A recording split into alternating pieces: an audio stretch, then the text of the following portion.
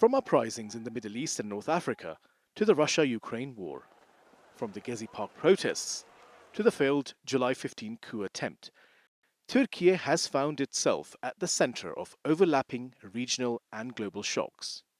Many political commentators speak of a world of mounting risk and uncertainty, with refugee flows, great power rivalry, and proxy wars all converging on Türkiye's doorstep. But in Ankara, officials argue those storms have forced the state to adapt.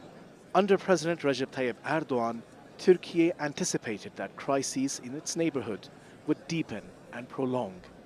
It responded by investing heavily in its defense, strengthening state capacity, and building social resilience.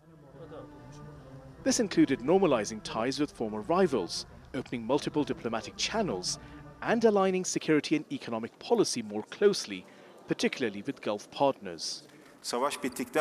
After the war ends, we will have to work towards establishing a security architecture in our region based on our own dynamics to quickly repair the lasting damage and prevent further damage. While managing this process under the leadership of our President and together with all relevant institutions, we are drawing important lessons for our country's security, strategic positioning, and regional perspective.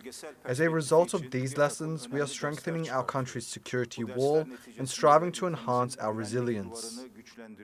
Ankara also doubled down on a multidimensional foreign policy, conducting cross-border operations where it saw immediate security risks, and at the same time, easing tensions with some countries. The outbreak of the current US-Israeli war against Iran has added a new layer of risk.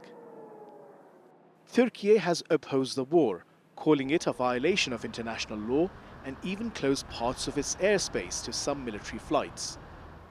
At the same time, it has kept channels open with all sides, insisting it will not be drawn into conflict. Türkiye has been among the nations that correctly assessed from the very beginning the process that has engulfed our region in bloodshed and gunpowder, earning widespread praise as a voice of statesmanlike wisdom. We have never fallen for anyone's tricks at any point in our history. We are not falling into the traps that some are trying to lure us into.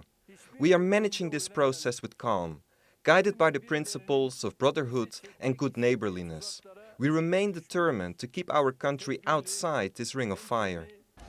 From acting as a buffer during refugee flows and the fight against Daesh to mediating between rival blocs, Türkiye today presents itself as both a security provider and an autonomous regional power.